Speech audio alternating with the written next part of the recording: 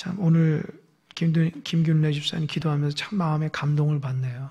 참 마음속에 그 기도하면서 얼마나 며칠 동안 하나님 앞에 기도하고 마음 졸이면서 참게 진실한 마음을 담아서 기도한 것이 제 마음이 느껴져요. 참 그러니까 하나님 앞에 성전에서 이렇게 예배할 수 있다는 거 얼마나 소중한지 모릅니다. 집사님 고백처럼 그동안 우리가 그 소중함을 몰랐어요. 진짜 성전에서 예배하고 하나님 앞에 이렇게 드려지는 예배가 얼마나 소중한지 그동안 우리가 잘 몰랐는데 하나님 또 이번 기회를 통해서 깨닫게 해주셨는데 여러분 신앙생활 잘 하시기 바랍니다. 습관대로 하지 마시고 온 마음과 정성을 다해 하나님 사랑하는 마음으로 잘 신앙생활 하시기 바랍니다. 이제 예배를 성전 예배를 이제 월요일서부터 재개할 수 있는데요. 그래서 이제 사실 주일서부터 했습니다. 주일서부터 이렇게 해서 했는데 그동안 여러분들이 하나님 앞에 하나님 우리 성전 나가서 예배 드릴 수 있도록 인도해 달라고 그렇게 많이 기도했을 거예요. 기도한 대로 행하시면 됩니다. 행하시면 돼요. 기도는 하나님 앞에 참하고 나서 우리가 성전에 나와서 예배하거나 기도하지 않는다면 우리의 기도가 하늘에 상달되지 않는 거잖아요. 더 사모하는 마음으로 하나님께서 우리에게 축복 얘기에 은혜 얘기해 줬으니까 더 깨어서 그 소중함을 잊어버리지 않고 새벽 또 수요, 주일날 잘 나오셔서 하나님 은혜 받는 여러분 되시길 바랍니다. 아멘. 좀 크게 좀 해보세요. 아멘. 우리 교회는 대답을 잘 안 해요. 그래야지 이제 여러분과 저가 호흡이 맞잖아요, 예배가. 오늘 설교 준비하는데 전화 한 통을 받았어요. 우리 교회에서 연장자이신 조유성 권사님 전화가 탁 왔어요. 목사님, 웬일이세요? 그랬더니 목사님 어떡해요? 왜요? 오늘 제가 교회를 못 가요. 그래서 왜 못 갑니까? 그랬더니 어디 아프세요? 그랬더니 아니요. 오래전부터 약속이 있었는데 그 약속을 취소할 수가 없어가지고 죄송합니다 목사님. 저 위해서 기도해 주세요. 알겠습니다 하고 끊고 기도해 줬습니다. 저는 그게 너무 소중해요. 수요예배 나오고 싶은데 약속이 있어서 목사님한테 딱 보고하고 못 나오겠다고 얘기하는 그 마음을 제가 얼마나 귀한 마음인지 몰라요. 그게 뭐겠어요? 목사님이 본인을 기다린다는 마음 아닙니까? 여러분 그게 저는 아주 소중하다고 봐요. 여러분들 진짜 여러분의 교회 예배하는 것 하나님 얼마나 기다리겠어요? 목회자가 얼마나 기다리겠어요? 여러분 느낀지 모르지만 한 사람 한 사람이 나오거나 안 나오거나 저한테는 굉장히 영향을 많이 받습니다. 무슨 일이 있는 건 아닌가? 아프진 않은가? 혹시 믿음이 약해진 건 아닌가? 또 개인적인 무슨 일은 아닌가?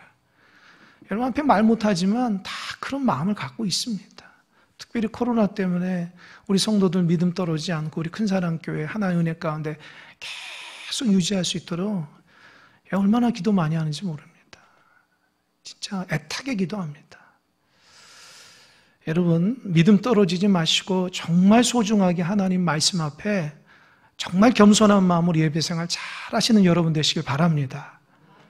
그거예요. 우리 교회가 소망이 있다는 것은 그렇게 예배 못 나올 때 전화할 정도의 성도가 된다. 우리 교회는 소망이 있어요. 목회자가 기다리는 누가 기다리는지 아무 상관없이 안 나온다. 그건 소망이 없는 교회예요. 뭔가 기다리는 사람이 있고 뭔가 이렇게 설레는 사람이 있고 하나님이 막 보고 싶어지고 막 그러는 것이 그게 믿는 자의 모습이고 그게 그분의 신앙의 자세입니다. 여러분 오늘 사모하는 마음으로 나왔다면 그 사모함이 여러분에게 은혜로 갈 줄 믿습니다. 아멘. 제가 어저께인가요? 참 충격적인 소식을 들었어요. 저랑 같이 신학교에서 이렇게 공부했던 목사님 아니죠. 선배가 돌아가셨다는 거예요. 새벽에 말씀은 그분하고는 좀 다른 분이에요. 그분이 신학교를 졸업하고 전산 쪽으로 이렇게 공부를 했어요. 공부를 하고 우리 교단의 총에 들어가가지고 이렇게 전산을 다 하는 팀장으로서 아주 열심히 했거든요. 그래서 이번에 월요일 날 이 전국에 이제 몇 군데 해가지고 온라인으로 그 총회를 했는데 그것을 아주 그냥 며칠 동안, 그 몇 달 동안 막 열심히 하고 총회가 딱 끝나고 난 그 다음날 돌아가셨대요. 참 마음이 아파요. 참 이렇게 내가 새벽에도 그 다른 목사님 얘기했잖아요. 그 돌아가신 선배도 저하고 거의 나이가 비슷해요. 그러니까 자녀도 있죠, 부모님 있죠, 아내 있죠. 그러니까 참 이렇게 인생이 참 더덥다 생각이 되는 거예요. 여러분, 하나님이 우리를 언제 부를지 모릅니다. 하루하루 삶에 소중하게 그 하루 삶의 소중함을 가지고 하나님 앞에 참 주님과의 온전한 관계 가운데 살아가는 여러분 되시길 바랍니다. 누가 돌아가셨다, 또 장례식을 갔다 오면 사람이 숙연해지고 내 자신을 돌아보게 되고 내가 잘 살고 있는가? 내가 쓸데없는 욕심 부려 살아가고 있는가? 아니면 하나님 앞에 반듯한 믿음의 길을 걸어가고 있는가? 내가 하나님 앞에 갈 때에 부끄럽지 않은 종이 되는가? 자꾸 그 생각이 드는 거예요. 제가 요 사이에 야고보서 말씀하면서 참 많이 회개합니다. 여러분은 뭐 느낀지 모르겠지만, 여러분 회개하는지 모르겠지만 저는 야고보 말씀을 통해서 굉장히 저에게 주신 말씀으로 생각하고 제가 얼마나 깨달은지 몰라요. 참 부끄럽고 참 내가 온전치 못해서, 이게 다 야고보서가 교회 일꾼들에 대한 내용이 많아요. 그러니까 부끄럽고 하나님 앞에 창피하고, 그래서 그 야고보 3장 보면 선생들 많이 되지 말라고 그러잖아요. 왜요? 심판이 있다는 거죠. 거기에 따라서 심판이 있고 책임감이 있기 때문에 두려워하라는 거예요. 그 말씀이 어느 순간부터 저에게 아주 강하게 다가옵니다. 그러니까 제가 참 책임이 크다. 책임이 크다. 어떤 책임? 내가 하나님 말씀 앞에 바로 살아야 되겠다. 사실 하나님 말씀을 전하는 것보다 사는 게 어렵잖아요. 한 30분, 40분 아주 기가 막히게 설교를 준비할 수 있어요. 그러나 내가 정말 하나님 앞에 기가 막히게 삶을 살아내는 것은 그게 잘 안 돼요. 진짜 하나님 앞에 속 마음에 드는, 하나님 기뻐하시는 그런 삶, 너가 말하는 대로 그렇게 살아가는 거 쉽지가 않습니다. 그래서 이게 두렵기 시작하는 거예요. 옛날 때는 그러지 않았거든요. 두려워요. 여러분, 하나님 말씀을 대할 때마다 두려움을 가지시기 바랍니다. 가볍게 보지 마세요. 하나님 말씀은 진짜 두려운 겁니다. 그 말씀대로 살아내는 것이 중요합니다. 지적으로 받지 마시고 말씀으로 새겨서 받는 여러분 되시기 바랍니다. 하나님께서 요 사이에 제 마음속에 어떤 감동을 주냐면, 너 말씀을 다 외워라. 그런 마음을 몇 달 전부터 주세요. 하나님 제 마음에. 한 달 전부터 너 말씀을 다 외워라. 그러니까 내가 저기 뭐 야고보서 말씀이나 로마서나 무슨 큐티를 하거나 그러면 그 외우라는 거예요. 그 왜 그럴까? 저는 그거를 하나님이 왜 그 마음속에 감동을 주는지 잘 몰랐거든요. 그런데 제가 성경을 막 외우려고 막 노력하고, 물론 이제 제가 설교할 때 다 외워서 하기 때문에 이제 어느 정도 외우는 것에 대한 좀 익숙하지만, 그래도 하나님 말씀을 더 깊이 있게 외울 때에 어떤 생각이 드냐면 자꾸 반복하잖아요. 반복하는데 그 말씀을 계속 떠오르게 되는 거예요. 그 말씀을 또 암송하고, 그러니까 내가 차를 타고 가도 말씀이 내 머릿속에서 내 마음속에 자꾸 암송이 되는 거예요.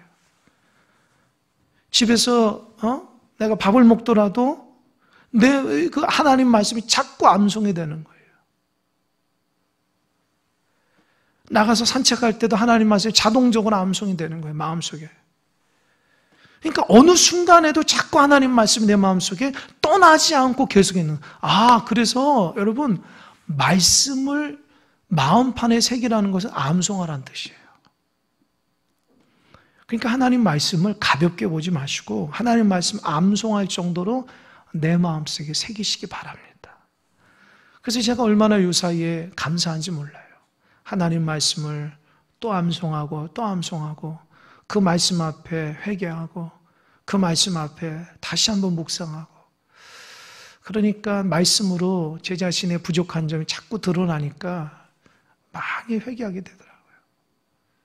그래서 말씀을 통해서 우리가, 여러분 성도들이 말씀을 통해서 알은 회개를 해야 돼요. 회개하지 않으면 안 됩니다. 말씀을 통해서 자기 자신의 부족함을, 이게 하나님 말씀은요, 나를 깨끗게 하는 표백제예요. 성경에 보면 말씀으로 빨으라 그랬어요. 더러운 옷을. 말씀으로 깨끗이 되는 겁니다. 여러분, 우리 심령이 하나님 앞에 멀어지고 또 세상 가운데 힘들고 어려운 분들이 있다면 하나님의 말씀으로 여러분을 깨끗이 정화해 나가는 여러분 되시길 바랍니다. 아멘. 제가 왜 서두가 길었냐? 오늘 로마서를 쓴 사도 바울의 마음이 그렇다는 거예요. 제가 오늘도 기도하면서, 하나님, 제가 사도 바울이 로마 교회 성도들에게 편지 쓸 때 그 마음을 나에게 주시옵소서. 계속 하나님 앞에 기도했어요. 그 간절한 마음, 그 사도 바울이 하나님 아버지의 마음으로 로마 교회 성도들을 향한 그 사랑과 그 놀라운 그 축복의 말씀, 또 교훈의 말씀, 깨닫는 말씀을 통해서 로마 교회가 변화됐듯이 하나님 저에게 그런 성령의 감동의 말씀에서 우리 성도들이 그 말씀을 듣고 좀 깨닫고 변화되고 새로워지길 소망합니다. 할렐루야. 그렇게 기도했어요. 여러분, 하나님 말씀 지식으로 듣지 않고 하나님 말씀 들으시기 바랍니다. 오늘도 로마서 8장에서 계속 연결된, 이게 우리가 알겠지만 구원의 문제에 대해서 얘기하는 거예요. 로마서는 사도 바울이 로마 교회 성도들을 향해서 구원의 문제를 터치하는 거예요. 로마 교회를 누가 세웠냐? 예루살렘에서 성령이 강력하게 임하고 나서 교회가 굉장히 커졌잖아요. 그러나 스데반의 핍박으로 인해서 많이 흩어졌어요. 믿는 사람. 그래서 어디까지? 로마까지 간 거예요. 그래서 그 유대인들이 로마에서 교회를 세웠는데, 세워보니까 이 은혜 받은 그 유대인들이 로마에 가가지고 세웠는데 그 이방이잖아요. 그지? 헬라, 이방. 그러니까 유대인들이 교회를 세웠지만 그 지역에 있는 로마 교인, 이방인들 들어와서 성도로서 생활하는데 교회 안에 보이지 않는 담이 있었다는 거예요. 어떤 담? 유대인들은 자기가 신앙생활 잘한다고 교만하기 시작한 거예요. 그러면서 그들이 똑같이 예수님 믿지만 유대인들은 율법적인 예수를 믿고 이방인들은 자기들은 정말 예수님의 그 소중한 은혜가 있거든요. 율법이 없는 사람이 때 오직 예수님 말씀을 받는 거예요. 그러니까 교회 안에 보이지 않는 신앙적으로 정립되지 못한 부분이 있으니까 이 구원을 유대인들은 어떻게 하냐? 예수님도 믿지만 율법의 행위를 행해야지만 구원을 받는다고 엉뚱하게 얘기하는 거예요. 그래서 이 사도 바울이 구원을 받는 것은 믿음에 의하지 행위로서 되는 게 아니라 율법적 행위가 되는 게 아니라, 그래서 이신득이 이신칭이라고 얘기하는 거예요. 그러니까 구원의 문제는 어떤 문제예요? 죄를 해결해야 되잖아요. 그러니까 죄를 해결하는데 우리 인간이라는 것이 죄를 해결할 수가 없는 거예요. 그러니까 어떻게 해요? 사도 바울이 예수님 믿기 전에 율법에 미쳐서 살아갈 때에 그 죄책감이 이루 말할 수가 없었다는 거예요. 율법을 누구보다도 열심히 했지만 그 율법이 자기를 정죄하기 시작하고 남한테 얘기하지 못한 너무 많은 죄를 지은 거예요. 죄책감을 갖고 있었다는 거예요. 그러나 예수님 만나니 그거 사라졌다는 거예요. 그래서 율법이라는 것은 의롭게 하는 것이 아니라 죄를 드러내고 지적하는 것이기 때문에 율법으로는 의롭게 되지 못한다. 그럼 누구냐? 오직 예수님 안에 있다는 거예요. 예수님을 온전히 내 마음속에 모시면 예수의 그 놀라운 생명의 성령의 법이 죄와 사망에서 우리를 해방시켜 준다는 거예요. 할렐루야. 그러니까 예수님을 제대로 믿어야 돼요. 계속해서 누차 얘기하지만 교회를 다녀도 예수님 믿어도 죄 때문에 힘들어하는 사람 상당히 많아요. 아마 여러분도 요즘에 죄 때문에 힘들고 어렵고 막 근심되고 겉으로는 말을 못하지만 마음 평안이 없고 세상에 눌려가지고 근심 걱정으로 막 그렇게 살아가신 분도 있을 겁니다. 왜 그러냐? 예수님은 온전히 의지하고 신뢰하지 않기 때문이죠. 그래서 사도 바울이 그런 얘기예요. 우리 안에는 영의 생각이 있고 육신의 생각이 있다는 거예요. 영의 생각은 우리에게 생명과 평안을 주지만 육신의 생각은 사망을 준다. 그래서 어떻게 하냐? 우리가 성령 안에서 새로워지고 믿음으로 하나님 백성답게 살아가야 된다. 예수를 믿으면 뭐라고 그랬어요? 다시는 무서워하는 영을 받지 않고 양자의 영을 받았다 그랬죠. 이제는 죄로 인해서 허덕거리면서 죄인으로 살아간 노예가 아니라 이제 예수님을 통해서 어떻게 우리가요? 하나님을 아버지로 부를 수 있는 양자가 된 거예요. 그러니까 죄인이 하나님의 아들이 된 거죠. 그죠? 그러니까 어떻게 얘기했어요? 하나님의 자녀가 됐으면 상속자가 되는데 하나님 주신 놀라운 상속자가 된 예수님과 함께하는 상속이다. 그러니 그 영광이 어마어마하다. 그런데 예수님이 고난당하듯이 우리도 고난도 받아야 된다. 그러면서 지난 시간 어떻게 했어요? 기억나십니까? 지금 제가 1장부터 8장까지는 요약하는 거예요. 굉장히 중요한 거예요. 뭐라고 그랬어요? 지난 시간. 이 고난이라는 거, 예수 믿은 고난이라는 게 장차 나타날 영광과 비교가 안 된다. 그리고 고난은 너만 당하는 것이 아니라 피조물 전체가 당하고 있고 피조물도 하나님의 역사, 하나님의 새롭게 하시는 새하늘과 새 땅을 바라보며 살아간다. 그렇게 해서 사도 바울이 그 영적인 안목이 대단하다 그랬죠. 사람만이 아는 것이 아니라 온 땅의 피조물도 인해서 아담과 하와가 죄를 짓고 나서 땅이 저주를 받음으로 인해서 이 땅도 모두 다 고통스럽게 살아가고 이 인간들도 이 땅을 향해서 고통을 주고 있다는 거예요. 그래서 빨리 하나님 나라가 도래할 때에 어떻게 해요? 독사굴에 어린이가 손 놓고 장난쳐서 물지 않고 어린 양과 사자가 뛰노는 그렇게 회복된 새하늘과 새 땅이 이루어질 수 있도록 피조물도 엄청나게 기대하고 있는데 우리도 그렇게 기대 가운데 있어야 된다. 그리고 이런 기대는 보이지 않기 때문에 소망을 가지고 살아가야 된다. 그게 믿음이라는 거예요. 아멘? 이게 1장부터 8장까지예요.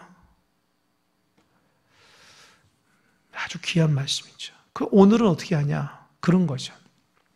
그러면 우리가 하나님 앞에 나아가는데 여러분 우리가 예수 믿었다고 해서 다 변화된 거예요? 아니죠. 우리는 신학적인 말로 성화되어 가는 단계예요. 그러니까 예수 믿었다고 하루아침에 달라지는 게 아니라 성화, 예수님 닮기 위해서 우리의 인격이 바뀌고 우리 마음이 바뀌고 우리의 삶이 바뀌어야 돼요. 그러니까 예수님 믿어도 변화되지 않으면 성화의 단계가 상당히 뭡니까? 처음 단계라는 거죠. 예수님 믿어서 중고등학교 믿었는데 지금 50대, 60대 되신 분들이 있다면 그 성화의 단계가 상당히 오래된 거거든요. 그런데 여전히 제자리 뛰기로 있다면 어떻게 될까요? 나아가지 못한 거예요. 성경적인 지식과 교회로서의 모든 종교적인 삶의 모습은 있지만 내가 변화되지 않으면 사실 우리는 신앙생활을 할 수 없는 겁니다. 그러니까 변화가 돼야 돼요. 여러분 오래간만에 만나는 명절 때 만나는 친척들이나 사람들 보면서 여러분들이 달라졌다고 하는 평가를 사실 받아야 돼요. 왜요? 한 해 한 해 보면서 달라지는 모습. 예수님의 사람이 돼가네. 느낌이 다르고, 인상이 다르고, 언어가 다르고, 생각이 다르고, 마음 씀씀이 다르고. 이게 예수 믿는 사람들이 한 해 한 해 바라보면서 달라지는 모습이 있어야 돼요. 아멘? 여러분, 제가 2017년 11월 달에 여기 부임했어요. 부임하고 나서 여러분들 다 봤죠, 제가. 물론 그 뒤에 오신 분도 있죠. 제 마음속에 변화되신 분도 있고 제자리인 분이 있고 더 후퇴하신 분도 있어요. 제 마음속에. 그리고 제 자신이 그때보다 지금이 어떤가 자꾸 저는 평가를 합니다. 나는 어떻게 변화되고 있는가? 내가 하나님 앞에 바로 서고 깨닫고 있는가? 이게 중요한 거예요. 우리가 하루하루 한 해 한 해, 한 달 한 달 가면서 내가 예수님의 사람으로 빚어지고 만들어져 가야 돼요. 습관대로 믿고 내 생각대로 믿고 하나님은 안중에도 없고 그건 신앙이 아닙니다. 우리가 정말 예수님을 잘 믿어야 돼요. 제가 얘기했잖아요. 이 더 베이직 교회라고 하는 조정민 목사님, 그 MBC 아나운서 사장까지 하신 분이에요. 그분이 지난번에 얘기했잖아요. 자기가 예수님을 영접하고 나니까 자기 아내가 너무 열심히 신앙생활 보니까 취미생활하고 있다는 거예요. 자기 눈으로 보니까. 그렇게 보인다는 거예요. 하나님 말씀을 알고 정말 진리를 깨닫고 나니까 우리 아내가 날마다 가방 들고 교회 가고 열심히 하는데 보니까 이게 진짜 예수님 믿는 게 아니라 그냥 자기 좋아서 믿는 것처럼 보였다는 거예요. 그 간증을 하시더라고요. 그래서 그 유학 가가지고 고생하면서 신앙, 그때서야 신앙이 정립이 되다는 거예요. 정말 변치 않는. 제가 크게 믿어집니다. 우리도 그래요, 사실은요. 정말 예수님은 인격적으로 모시지 않으면 그건 여러분이 더 잘할 겁니다. 내가 정말 예수님을 내 삶의 주인으로 모시고 살아가는지 안 하는지는 알아요. 그러니까 여러분의 신앙의 상태는 여러분이 안다는 거예요. 그러니까 그거죠.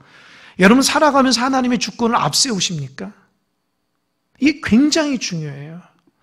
저에게 있어서 정말 중요한 문제는 너는 하나님을 앞세우냐는 거예요. 하나님을 앞세우냐. 쉬울 것 같죠. 모든 것들 가운데 하나님을 앞세우는 게 쉬울 것 같죠. 하나님의 주권을 앞세우는 게 쉬울 것 같죠. 목회자도 힘들어요, 사실은요. 왜 힘들까요? 자아가 죽지 않으니까. 하나님의 이름 말은 많이 하지만 모든 순간순간마다 하나님이 먼저 퍼스트로 생각하고 그 하나님을 먼저 생각하고 그 하나님의 영광과 하나님의 뜻을 앞세우며 판단하고 행동하고 한다는 게 진짜 변화되지 않으면 그렇게 안 됩니다. 그래서 우리는요, 신앙이란 하나님의 주권을 인정하며 살아가야 돼요. 하나님의 주권을 인정하지 않으면서 신앙인인 척하면 안 돼요, 사실은요. 하나님이 내 삶의 주인이잖아요. 주인이면 그 주인 뜻대로 살아가는 거거든요. 근데 그게 자꾸 우리는 우리 삶을 내가 주인 되려고 하거든요. 하나님의 뜻보다도. 근데 평생 살아가도요, 그 하나님의 주인도 되고 하나님 앞에 주권을 인정하고 하나님 앞세운다는 거 말은 쉽지만 여러분 해보십시오. 진짜 매 순간마다 깨어지고 회개하고 나는 부족하고 아무것도 아니다. 그렇게 하는 사람에게만 해당될 수 있어요. 쉬운 게 아닙니다. 그러니까 우리가 제대로 믿는. 그래서 제가 부끄러운 거예요. 하나님 말씀 볼 때마다. 왜냐? 말씀 볼 때마다 자꾸 나 민낯이 나오는 거죠. 넌 아직도 멀었어. 너는 아직도 나를 주권을 인정하지 않으면서 뭘. 이것이 우리의 신앙의 현주소입니다. 그러니까 성령이 성화된 그 가정 가운데 너무 힘들잖아요. 우리 연약해서 넘어지고 변화가 안 되고. 근데 하나님이 사도 바울을 통해서 어떤 걱정하지 말아라. 하나님이 너희를 택하시고 믿음의 과정 가운데 하나님이 부르실 때까지 성령께서 다 책임지신다. 할렐루야. 이게 복음이에요. 할렐루야. 이게 복음이에요. 여러분의 신앙은 여러분이 책임지면 안 돼요. 여러분이 책임지면 잘못된 길 걸어가요. 여러분이 원하는 대로 안 돼요. 성령이 나를 주관해 하셔야 돼요. 아멘. 성령께 민감하셔야 돼요. 성령이 나를 다스릴 수 있도록 하셔야 돼요.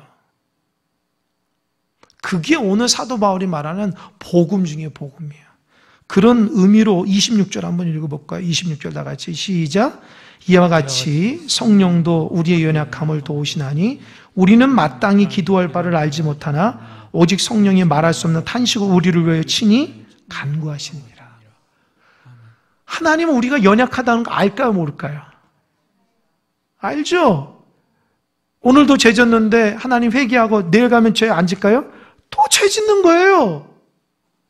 근데 누가 깨닫게 했어요? 성령이 너 죄 졌어. 너 회개해. 너 하나님 온전치 못해. 회개해. 너 안 하면 안 돼. 누가 얘기해 주시는 거예요? 내 안에는 성령이 나를 얘기하시는 거예요. 너 그러면 안 돼. 그런 생각 가지면 안 돼. 너 마음으로 죄지면 안 돼. 그런 마음을 성령이 얘기하는데 얘기하기 전에 어떻게 해요? 이미 성령님이 하나님의 아들, 딸이 하나님 보시기에 온전치 못한 생각과 행동과 길을 걸어갈 때에 탄식하며 기도한다는 거예요. 아들아, 딸아, 너 이러면 안 돼. 너 이런 길 가면 안 돼. 너 그런 생각 가지면 안 돼. 그런 행동하면 안 돼. 여기 자녀를 키우시는 부모님들은 잘 생각해 보십시오. 여러분 자녀를 위해서 탄식해 본 적이 있습니까? 진짜 안타까운 마음으로 울면서 남 모르게 하나님 앞에 땅을 치면서 하나님, 우리 아들, 우리 딸, 하나님, 우리 부모님 그렇게 울면서 탄식해 본 적이 있습니까? 성령님이 우리를 향해서 탄식한다는 거예요. 여러분 탄식하는 건요, 자녀이기 때문에 탄식하는 거예요. 자녀가 아니면 네 마음대로 해. 내 자녀도 아닌데. 하나님 백성이기 때문에 탄식하는 거야. 너 그러면 안 돼. 너 내 아들인데 그러면 안 돼. 너 그러면 되겠어? 똑같이 성령님이 너 하나님 뜻대로 살아가야지. 너 왜 그렇게 살아가?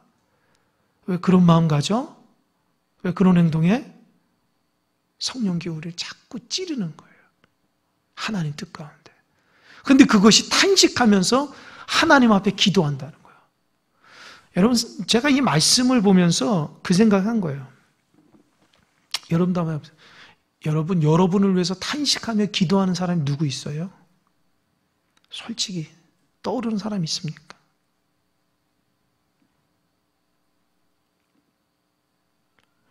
남편이 아내를 위해서 탄식하며 기도해 줄까요? 아내가 남편을 위해 탄식하며 기도해 줘요? 부모님이 여러분을 그러실 수 있죠. 여러분의 자녀가 여러분을 위해서 탄식하며 기도해 줄까요? 진짜 나를 위해서 탄식하며 기도한 사람이 아무리 생각해도 생각이 안 나요. 있습니까, 여러분? 조금 믿음 생활 하시면, 목사님이 나를 위해서 기도해 줄 거야. 그 정도 생각할 수 있을 거예요. 진짜 보이지 않는 곳에 제가 여러분을 위해서 기도하는데, 왜냐? 내 양이니까. 하나님 나에게 주신 양물이니까. 양모들이 잘 걸어갈 수 있도록 이런 탄식의 소리가 들리는지 모르겠어요. 진짜 열심히 하나님 앞에 바른 믿음 달라고 우리 성도들 한 사람 한 사람 중보합니다. 그게 느껴진지 모르겠어요. 하나님 아시니까. 제가 특별히 강조 안 해도. 안타깝습니다. 정말 바른 길을 가고 믿음의 길을 가고 코로나에서 믿음이 멀어지면 안 되고 하나님 원하시는 대로 정말 안타깝게 하나님 앞에 진짜 날마다 기도하는데요. 그건 그렇다고 치고 목회자이기 때문에 정말 여러분을 위해서 탄식해 준 분이 누구 있어요? 성령님밖에 없다는 거예요. 한결같이 여러분을 위해서 바른 길을 걸어갈 수 있도록 눈물을 흘리고 탄식해 주신 분이 여러분 안에 계신 성령님인데 그 성령을 근심시키면 안 돼요. 성령이 기쁨이 돼야 돼요. 성령님, 내가 또 성령님을 근심시켜 이러면 안 돼요. 성령님, 내가 성령님의 기쁨 되기 원합니다. 신앙생활 하게 되면, 기도생활 하게 되면 좀 영적으로 민감해지거든요. 하나님 말씀은 좀 민감하다는 게 뭐냐? 알아요. 몸으로 느끼고 생각을 하고 이게 영적인 하나님의 감각을 줘요. 영감이라서 영적인 감각을 주시는데 그걸 느끼게끔 하나님이 허락해 주십니다. 그러니까 그 하나님 말씀과 기도에 민감하신 분은 내가 지금 성령의 기쁨이 되는지 성령의 근심 알아요. 마음으로 하나님이 가르쳐 주세요. 그럼 어떻게 해야 됐어요? 기쁨이 돼야 되겠죠. 그래서 우리는 너무 감사해야 돼요. 내가 하나님의 인생을 끝까지 갈아가면서 내가 연약해서 쓰러지고 넘어져도 나를 위해서 탄식하며 기도해 주신 성령님이시니까 너무너무 감사한 거예요. 나를 위해서 탄식해 줄 수 있는 사람이 없어요. 바른 길 가도록 여러분에게 진짜 신앙생활 잘 가라고 충고해 준 사람이 있어요, 여러분? 솔직히 말하자. 목회자 말고 있어요? 신앙 똑바로 믿으라고 얘기한 사람이 목회자 말고 있어요? 아마 누가 여러분 그렇게 하면 기분 나쁘할 거예요. 목회자니까 여러분 게 바른 소리 하는 겁니다. 하나님의 말씀이요, 바른 소리 하는 거예요. 그거 감사하셔야 돼요. 성령님이 여러분 안에서 탄식하며 바른 길 걸어갈 수 있는 거 당연히 성령의 사역입니다. 아멘? 감사하셔야 돼요. 왜 성령님이 나를 위해서 어떤 기도하냐? 27절. 마음을 살피시는 이가 성령의 생각을 아시나니 이는 성령이 하나님의 뜻대로 누구를 위하여? 성도. 나를 위하여. 시작. 나를 위하여 간구하심이니라. 보세요. 하나님이요, 누구의 마음을 살핀다고요? 성령의 마음. 그러니까 하나님이 성령의 생각을 아시는 거예요. 근데 성령님은 또 하나님의 생각을 아시는 거예요. 그러니까 그거요, 내 안에 계신 성령님이 나를 잘 살펴서 아, 너는 이런 부분들은 잘하고 있는데 이런 부분 하나님 앞에 온전치 못해. 그러니까 그런 부분 가지고 성령께서 탄식하며 기도. 하나님, 이 아들이 하나님 앞에 이런 마음은 참 귀한 마음이야. 이런 마음이 있습니다. 하나 이런 마음을 고쳐주시고 하나 은혜의 마음으로 바른 길 탄식하면서 하나님 앞에 조목조목 기도한다는 거예요.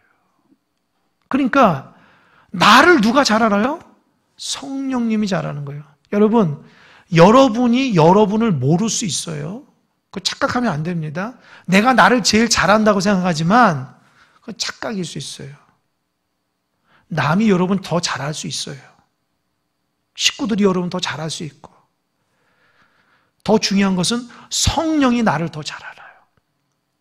그래서 내가 하나님 앞에 막 간구하고 뭐 하는데 사실 하나님이 원하시는 기도는 이건데 나는 이쪽에서 막 기도한다. 왜요? 내가 급하니까. 그러니까 나는 정말 내가 좋아하고 내가 원하는 것만 막 기도하거든요. 근데 내 안에 계신 성령님은 어때요? 아니죠. 내 안에 성령님은 내가 부족하고 내가 바라야 되고 내가 하나님 보시 온전한 것들로 기도한다고요.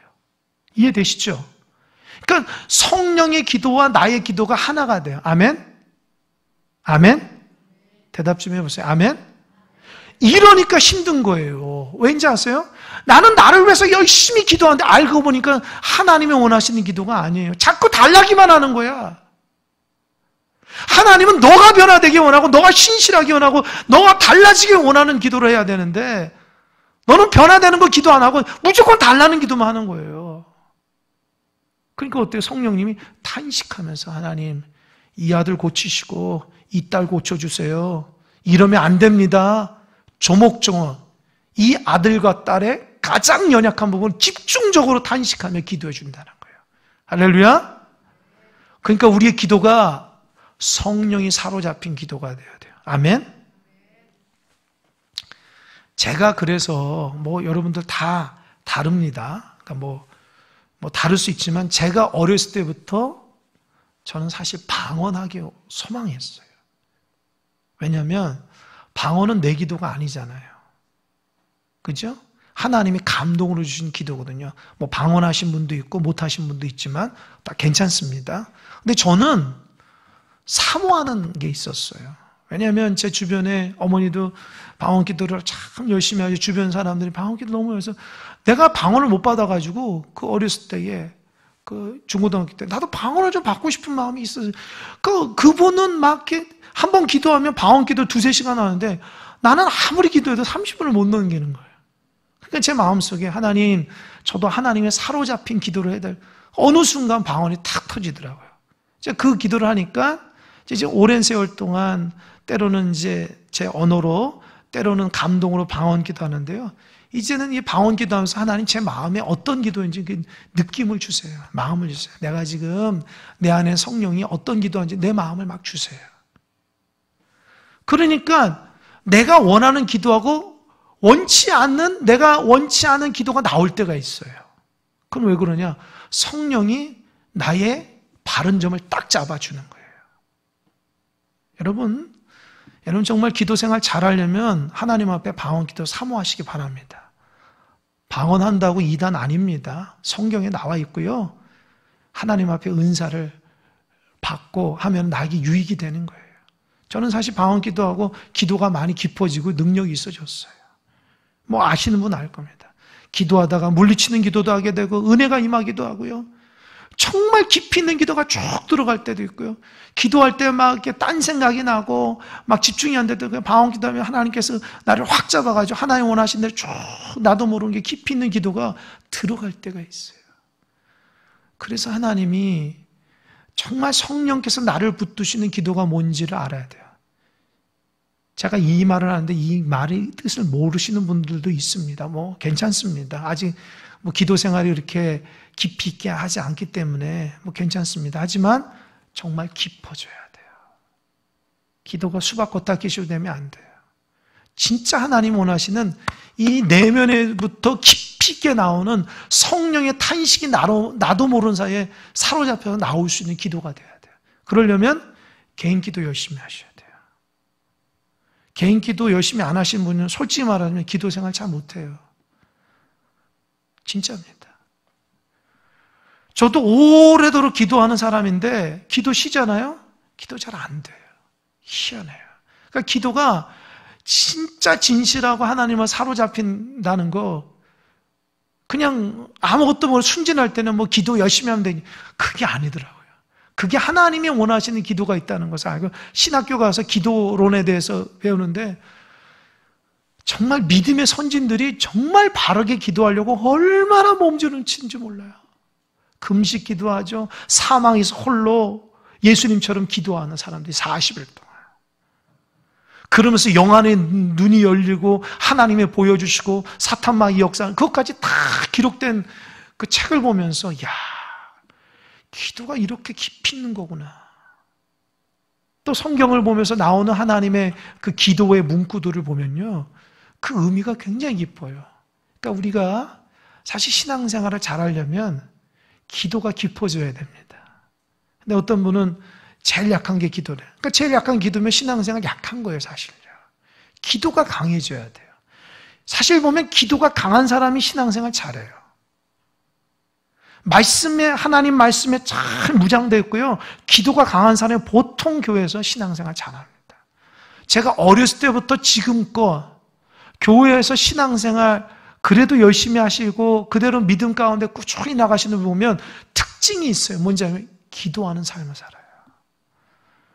기도하는 삶이 어디서 나와요? 새벽 기도부터 나오는 거예요. 그래서 제가 왜 새벽 기도를 강조하는지 알죠? 새벽에 나와서 기도하는 사람은 더 이상 말할 필요가 없어요. 하나님이 그 마음을 다스리기 때문에 하나님의 사람이 될 수 있어요. 그러니까 그게 안 되니까 신앙 깊이가 참 쉽지가 않습니다. 성령이 우리의 마음을 잘 살펴서 하나님이 쏙 마음에 드는 기도만 해준다는 거예요. 그래서 28절 다 같이 굉장히 중요한데 28절 시작. 우리가 알거니와 하나님을 사랑하는 자 곧 그의 뜻대로 부르심을 입은 자들에게는 모든 것이 합력하여 선을 이룬다. 여러분 이거 뭐 암송하신 분도 있을 거예요. 근데 이 말이 뭐냐? 여러분 생각해 보세요. 여러분 하나님이 여러분을 부르셨다. 그걸 어떻게 할까요? 예? 하나님이 여러분을 부르셨어. 그거 어떻게 할까요? 저는 말씀에서 해답을 얘기하지 다른 데 말하지 않아요. 28절 보세요. 하나님이 나를 부르셨다는 것을 어떻게 하냐고요.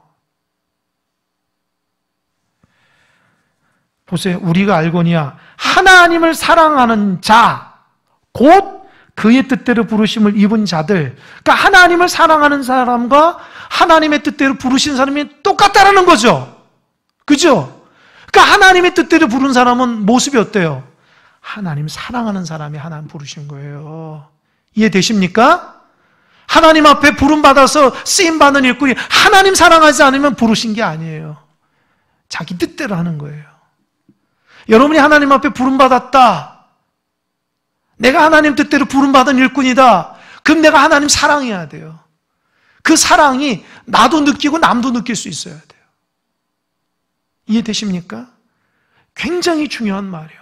하나님을 사랑하는 자, 곧 그의 뜻대로 부르심을 입은 자들에게는 모든 것이 협력하여 선을 준다.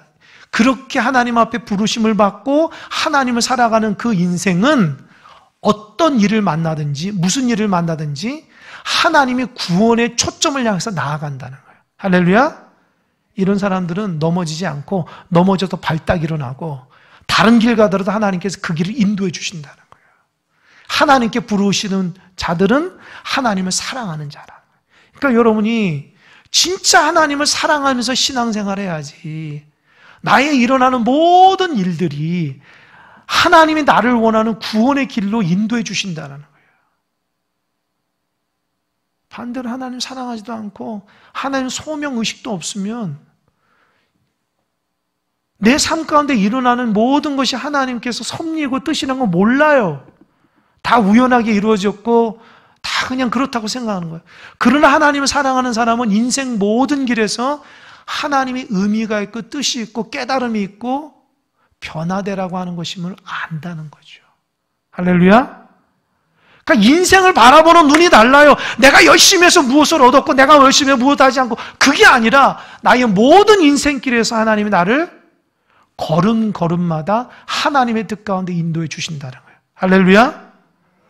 그러니까 하나님 사랑하고 믿음 안에 잘 커야 됩니다. 그래서 29절 30절에 29절 하나님이 미리 하신 자들을 또한 그 아들의 형상을 본받게 하기 위해서 미리 정하셨으니 이는 그로 많은 형제 중에 맏아들이 되게 하십니다. 29절 참 중요해요. 하나님이 미리 아셨다. 누구를요? 우리를 미리 아신 거예요. 미리 하신, 그러니까 예정이라는 거예요. 미리 하신 자들을 또한 어떻게 했어요? 왜 정했냐? 우리를 미리 정한 이유가 있어요. 이유가 뭐죠? 뭐라고 그랬어요? 예? 그 아들의 형상을 본받게 하기 위해서. 그게 뭐예요? 예수님 닮기 위해서 우리를 부르신 거예요. 아멘? 여러분 안에 예수님의 모습이 있어야 됩니다. 여러분 안에 예수님의 성품이 있어야 예수님의 행하심이 있어야 돼요. 저와 여러분은 예수님이 드러나야 돼요. 할렐루야? 이게 인생의 신앙의 목표예요. 하나님 왜 나를 부르셨을까? 너 예수 닮으라고. 예수 닮으라고. 그 아들의 형상을 본받게 위해서 미리 정하셔서 이는 그로 많은 형제 중에서 맏아들이. 이게 무슨 말이냐? 저 좀 보세요. 이게 어려운데요. 하나님이 우리를 부르신 이유가 뭐냐? 너 예수 닮게 하려는 거죠. 근데 내가 예수 닮아가는 그 과정 가운데 하나님이 어떻게 하냐? 예수님을 맏아들 되게 한다는 거예요. 그러면 나하고 예수님은 무슨 관계예요? 그렇죠. 정확히 형제 관계예요. 내가 지금 예수 닮고요. 예수님이 나보다 한창 앞서가는 맏아들이 되니까 나는 뒤 아들이잖아. 뒤로 가는. 그죠? 그런데 예수님을 앞장 세워서 그 맏아들이 되는 예수님을 닮으려고 계속 따라가라는 거예요. 할렐루야? 여러분, 형제 중에서 큰 형이 있으면 큰 형이 정말 아주 멋지고 아주 바르고 아주 모범적이면 닮으려고 노력해야 돼요. 그죠? 맏언니 중에서 아주 멋지고 정말 신실하고 정말 성품도 좋고 사랑도 많고 모범적 닮으려고 하듯이 우리는 예수님을 앞장서서 그 예수님을 닮으려고 신앙생활하는 거예요. 할렐루야? 아멘? 그러니까 엉뚱한 데 마음 뺏기지 마시고 오직 예수님 닮으려고 노력하셔야 돼요. 신앙생활이 뭐 내 복 받기 위한, 제가 얘기했지, 그건 아주 낮은 수준의 신앙생활이라잖아요. 하나님이 이미 예수님 닮는 사람한테는 모든 것이 필요한 거 다 주신다는 거예요. 그게 필요한 거 달라는 게 우리 신앙의 목표가 아니라 예수님 닮는 게 우리의 목표라는 거죠. 그러면서 30절 함께 읽겠습니다. 시작. 또 미리 정하신 그들을 또한 부르시고 부르신 그들을 또한 의롭다 하시고 의롭다 하신 그들을 또한 영화롭게 하셨느니라. 여러분, 신학적인 용어 죄송합니다. 4가지 사용할게요. 첫 번째, 예정. 그리고 두 번째, 소명. 그리고 칭의. 네 번째, 영화. 이게 구원의 단계예요. 하나님이 우리를 예정하신 거예요. 그죠? 그러면 어떻게 해요? 우리를 부르시잖아요. 이게 소명이죠. 소명하시면서 우리를 어떻게 해요? 의롭다 칭하는 칭의. 그러면서 어떻게 우리가 예수님 성화의 단계까지 가서 영화로운 그 성화의 단계를 마무리하는 것이 영화. 그러니까 우리는 하나님의 예정 가운데 어떻게 해요? 소명을 받고 의롭게 인침받는 칭의가 있으면서 영화의 단계. 여러분 어느 단계를 가고 있는지 모르겠어요. 우리 다 예수님 믿었으니까 어떻게 해요? 소명이잖아요. 또 예수님이 이렇게 의롭게 칭하죠. 그런데 이것이 왔다 갔다 하는 사람이죠. 내가 의로운지 아닌지 자꾸 이렇게 자기 행위로서가 아니라 예수님을 통해서 의로워지는 거예요. 그러니까 나는 죄인이라도 주님이 너 예수 믿었으면 의롭게 여겨주는 거예요. 아멘? 그렇다고 해서 내가 윤리적으로나 도덕적으로 잘못된 길을 걸어도 의로울까? 그건 아니죠. 그건 우리가 예수님 닮으려고 굉장히 노력을 해야 돼요. 그게 뭐예요? 칭의로서 영화, 끝까지 영광스러운 길을 걸어가려면 고난도 있고 어렵고 힘든데 어떻게 해요? 누가 지켜주셔요? 성령님이 우리 안에서 그 모든 과정을 갈 수 있도록 지켜주신다는 거예요. 아멘? 이제 문제가 풀렸어요. 그러니까 신앙생활 잘하려면 어떻게 돼요? 성령님께 사로잡히는 거예요. 이해되셨죠? 성령의 민감함 없이, 성령의 은혜 없이 내가 처음부터 끝까지 나가 다 안다? 그것처럼 어리석은 게 어디 있어요? 하나님이 비밀을 주셨는데 그 비밀 없이. 그러니까 로마 교회 성도들한테 그 비밀을 얘기하는. 너희들은 보니까 예정된 것도 아니고 하나님이 부르셨다고는 얘기하지만 그 의식도 없고 하나님 예수 믿어서 의롭다는데 그 의로움을 가지고 자꾸 너희들이 율법으로 판단하고 비방하고 그리고 그 영화 가운데 가는데 넘어지고 쓰러지고 뭐 잘하지 못할 너무 안타까운 거예요. 이 모든 단계는 성령, 예수님 믿는 성령이 우리 안에서 다 책임져 주신다는 거예요. 할렐루야. 하나님을 사랑하는 자, 그 뜻대로 부르심을 입은 자는 모든 것이 협력하여 선을 이룬다는 것이 예정에서부터 영화까지 가는 모든 단계를 하나님이 우리를 이끌어 가신다는 거예요. 아멘? 그러니까 구원은 내 노력이 아니라 하나님의 주권이라는 거예요. 아멘? 이 말을 들어도 신앙생활을 자기 멋대로 하시는 분이 있어요. 이게 무슨 말이냐? 내 노력과 내 헌신과 내 습관, 그게 아니죠. 주님의 은혜가 있어야 돼요. 성령이 나를 붙들어 주시는 은혜. 그러니까 우리가 성령께 민감하도록 신앙생활 잘하는 게 참 중요합니다. 오늘 굉장히 중요한 말씀을 들었습니다. 진짜 이 말씀은 너무너무 중요해요. 그래서 오늘 참 못 나오신 분은 진짜 안타까워요. 온라인을 듣고 있는지 모르겠지만 이 말씀 없이는 신앙생활의 핵심을 몰라요. 여러분 꼭 오늘 받은 말씀을 마음속에 새겨서 그 말씀대로 신앙생활 잘해서 변화되고 승리하는 여러분 되시길 바랍니다. 아멘. 기도하겠습니다.